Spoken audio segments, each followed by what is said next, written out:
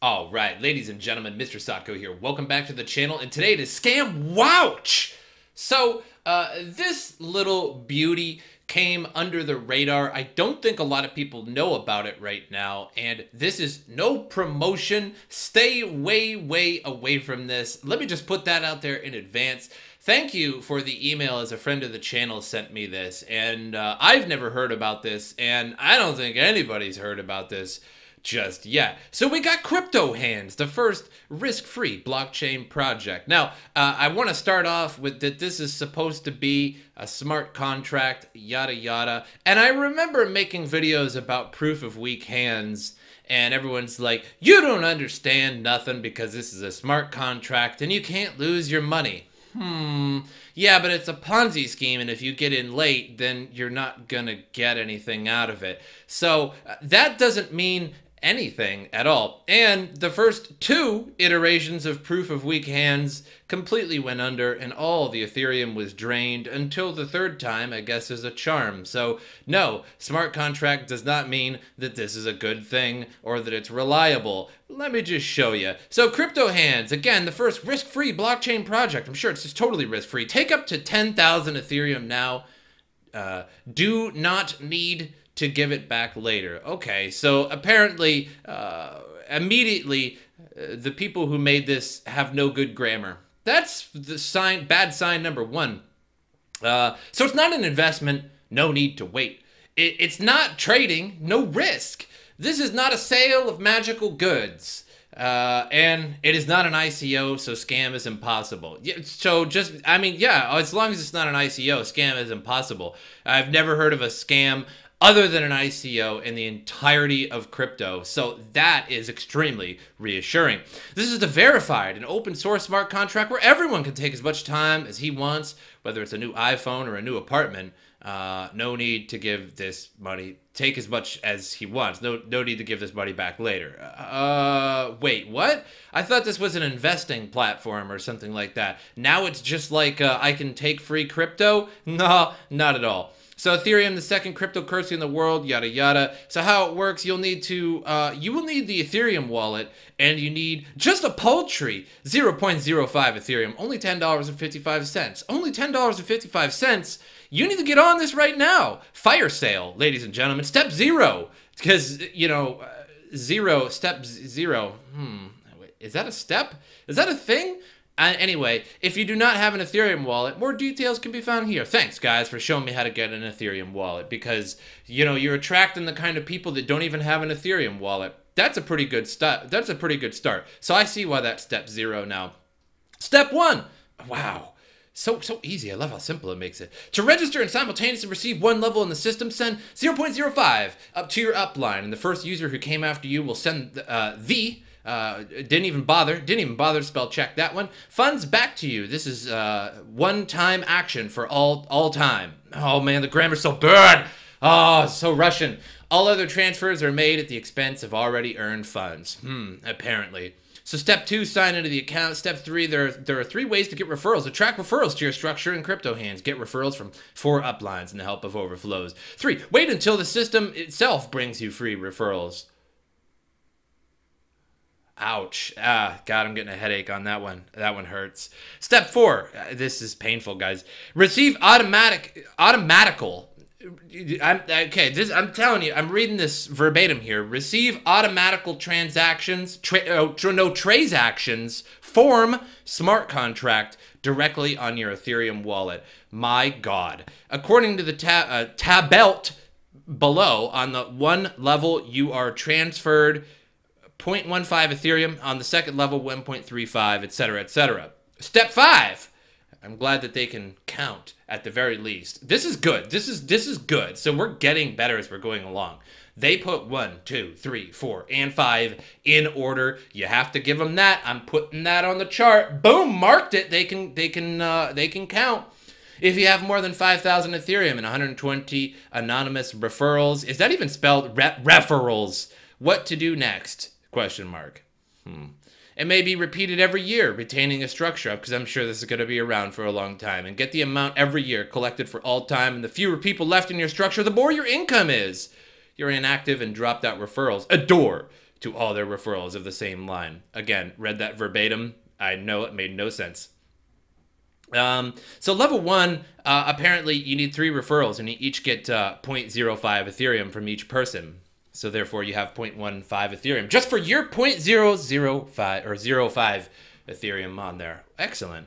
And then 9 referrals, you'll get a total of 1.35. And after 81 referrals, 8,857 Ethereum. Your total income, 10,000 Ethereum, including all costs. But we have some asterisks. So asterisk number 1, amount of 10,000 Ethereum, strictly 10,086 Ethereum. Okay. That's the maximum possible theoretical profit, which is almost impossible to make with a one-time passage of all levels. So you better do it 6 times. And the probability of it, of its receipt tends to 0%. Asterisk number 2, in practice and real conditions, it's quite realistic to make half of this amount, I bet. And the probability of receiving it tends to 100%. Oh, 100%? What do you mean? How? It's not even theoretically, it's not even really theoretically possible. Even with a single passage of all levels. Number 3, with the function repeat, the possibility to make 10,000 Ethereum and more thanks to inactive referrals tends to 100% for every participator of CryptoHands. So first, the probability of the receipt tends to 0% for the 10,000. Now, it's 100% for every participator of CryptoHands. Amazing. Amazing. How it works. Amazing. So yeah, log in, you know what I mean? If you have 3 invited referrals and then invited the 4, good job on that one, he will be automatically directed to your referrals. So you get that hot Ethereum. Income level 1, you get 0.15 Ethereum from everybody. Wawa. Income number 2, oh geez, man, we're getting hot. We're getting hot. 1.5 Ethereum total from 9 people. From 27 people, you get 12.15 Ethereum. From 81 people, you get 109 Ethereum. And then it just goes into nonsense. Like, oh yeah, no, we're reading this for sure. So I would imagine this is going to be on Trevon James's channel in a hot minute. This is something that would be really up his alley. Somebody should really let Trevon James know about this. Maybe I should. Maybe we all should. Everybody in the comments, why don't you guys head on over to Trevon James. Tell him how he can make 10,086 Ethereum. So it's, you know, it's 10,000 Ethereum or it's 10,086. In practice, it's 0%. But, you know, it's 100% for every CryptoHands member. So 100% or 0%. You know what I mean? What's the difference? What is the difference between 0% and 100% for every user? I don't know these numbers, okay? I don't know. So 0%, 100%, to me, that's legitimately the same thing. To CryptoHands, that is also legitimately the same thing. We've got 2 out of 2 consensus here. It's 100% of the time, 0% of the time. Why not? So, moving on, a search on YouTube for CryptoHands, and this is what we get. So it's nothing but Russians. And you know, no offense to Russians, but like nobody knows how to read Cyrillic. So, you know, like good job on being like the 4 million people on the planet that can read Cyrillic. You know, and nothing. You know, we got this hot chick, though. Check out this clickbait. 177 hot views. Those are steaming hot views. And it says CryptoHands and basically made up language. You know the reason why Russian is one of the hardest languages for the majority of the world to read? Because they just made up their own letters. They were like, hey, we're freezing up here. We're completely separated from society thousands of years ago. Let's just make up our own letters. In fact, let's take letters from other languages that you would normally have and just turn them backwards and stuff, and then put random stuff in it. That you like an RR is going to be backwards. We are going to be bolder than the rest of the world. We see that there are R's in the rest of the world, and we're going to take that for our language, but we're going to make R's exclusively R's backwards. So yeah, Russian. There's there's literally no English. There's literally no English on it. So I could be the first. Huh, guys? Make sure you sign up to my referral link down in the description below. Oh, it's going to be a hot referral link. You'll see it. It's down there. Just keep looking for it. So moving on from Scam Watch, more on Libra Coin. So Libra Coin and Facebook, etc., just had a senator grill session and in front of Congress, what have you, and it was pretty grim. And a lot of people basically destroyed the Marcus guy, David I don't even know. David Marcus, yes. So head of Facebook's wallet, Calibra, is stressing the project's trust and regulatory compliance, while some senators are not convinced. Senator John Tester, hey, really great name, Tester, and he's testing, that's a good one, asked about Libra's ability to make assurances against fraudulent purchases or loss of funds along with the line of credit cards or Federal Deposit Insurance Corporation. Marcus responded, "We're going to do our best to resolve these types of issues and claims as quickly as possible." Tester stated that it is critical that this is resolved before it goes live. I'm sure that's going to happen. Now, have you ever had a problem with Facebook, like you couldn't log in or you lost your password or you're hacked or something like that and tried to get a hold of their customer service that literally doesn't exist and you just have to go to their help section? Did this help you? Yes or no? And you click no and it's just like, I don't know, why don't you go take a nap afterwards? And you literally have to have the community help you. Yeah, that's their customer service. And they're about to launch a 2 billion user-wide currency. This is going to be fine. This is fine. This is fine. I'm sure they got it. Senator Sherrod Brown of Ohio took a more critical stance towards the project, asking, "Do you really think people should trust Facebook with their hard-earned money?" The answer immediately is no. Marcus said that Facebook will have no special privilege. Oh, it just gets better every day. It just gets so good. Oh, man. So much sauce. Man, this is a lot of sauce. It's just like when that sauce is all up on your fingers and you just, oh, mom, you forgot to wash your hands earlier. Oh, mom, getting that sauce. At which point Brown interrupted Marcus. He said, "Mr. Marcus, you know better than that." He sure does. But Brown also asked Marcus if there's anything elected leaders can say that will convince Marcus and Facebook that the company should not launch Libra. Marcus responded, "If our country fails to act, we could soon see a digital currency controlled by others whose values differ radically from ours." Okay. When the committee chair, Mike Crapo, his name's literally Mike Crapo. Oh, God, these names are so good. Asked Marcus why the Libra Corporation had chosen to register in Switzerland. Yeah, that's convenient. Marcus assured the committee that they would also register with U.S. regulators. Now Switzerland first. I don't know, and then we're gonna get around to the U.S. We operate in the U.S., but we figured we would just I don't know. Switzerland first. We drew hats. We drew like straws out of a hat. Switzerland came up first. Conveniently Switzerland, the one with, the Swiss banks that like nobody could really particularly operate very well, like outside of Switzerland. It was just random. Don't worry about it. This is so good. This article's good. Marcus also said that social and financial data would be entirely separate on the Calibra network. I'm sure it will be. Adding that, to earn people's trust, we will have to have the highest standards in terms of privacy, which Facebook is literally the lowest standards in terms of privacy. Literally. I couldn't physically name you a lower one. Senator and presidential candidate Elizabeth Warren, who's also a cryptocurrency critic, asked Facebook's willingness to allow data portability. If a Facebook user wishes to use a wallet other than Calibra, will you make that easy to allow the export of other data? As if that even really matters if you're using a different wallet or Calibra or really whatever. They're all going to track you. It's like I said, it's a bunch. It's like 15, 20, 30 corporations all paying $10 million so that they can swap that data. Oh, man. Senator Warren concluded, he said, "Absolutely, Senator." She said, "What Facebook's really good at is figuring out how to monetize people's personal data. I'm not reassured by your statement that you cannot see any reason right now why there would not be any data sharing between these platforms."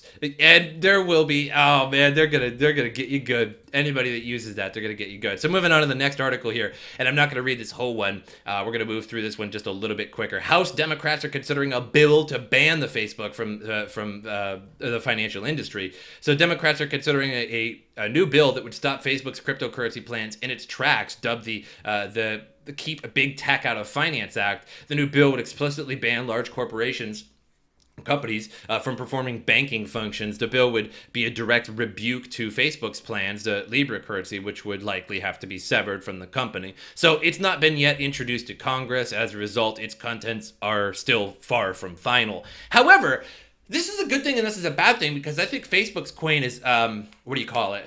The man in the, below, oh, the devil. Yeah. I think Facebook's Libra coin is the devil. It's the great evil, almost certainly.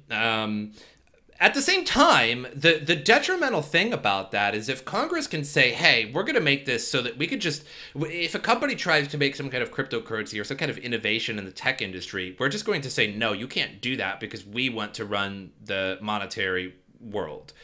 That's a bad thing as well. So I think, you know, all this Facebook stuff is not over yet. It's going to be going on for a very long time. This is going to be a topic that will set the industry standard, that will move us forward or move us backwards, and we have no choice in what is going to happen. So it's a good thing. It's a bad thing, I think, if Facebook gets Libra Coin. I think it will give a gateway to people to buying other cryptocurrencies, which they could do just without it, right? So that doesn't necessarily inherently make people buy more cryptocurrency, because you could just do that. I mean, I can buy cryptocurrency and I don't have Libra Coin.